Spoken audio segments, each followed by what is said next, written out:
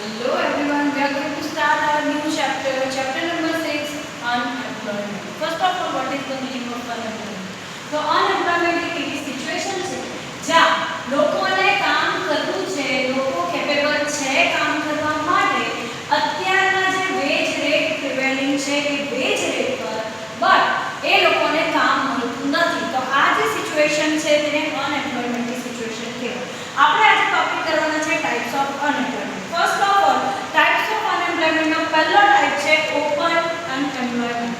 Vote is the meaning of open unemployment? એક વ્યક્તિને કામ કરવાની ઈચ્છા છે, અત્યારે સિચ્યુએશન પણ છે, વેજ રેટ પણ છે, એક વ્યક્તિ તૈયાર છે કે પ્રિવેલિંગ કન્ડિશન્સની અંદર એને કામ કરવું છે, જે વેજ રેટ છે એ વેજ રેટ પર કામ કરવું છે, બટ સ્ટીલ એને જોબ મળતી નથી.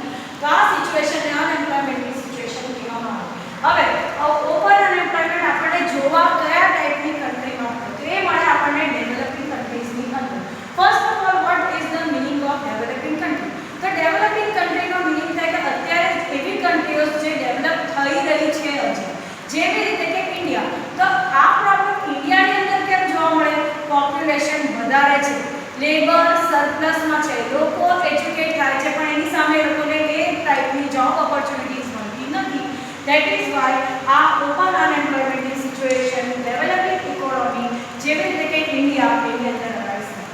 અંડર અનએમ્પ્લોયમેન્ટની વાત કરીએ તો એનો મીનિંગ શું છે? અંડર અનએમ્પ્લોયમેન્ટનો મીનિંગ થાય કે એવી સિચ્યુએશન કે જેની અંદર એક વ્યક્તિની કામ કરવાની કેપેબિલિટી છે એના કરતાં ઓછું કામ એને મળતું છે. જેવી રીતે કે મારી કેપેબિલિટી 12 hours કામ કરવાની છે, પણ મને 8 કલાકનું કામ મળતું છે, બાકીના 4 કલાક મારા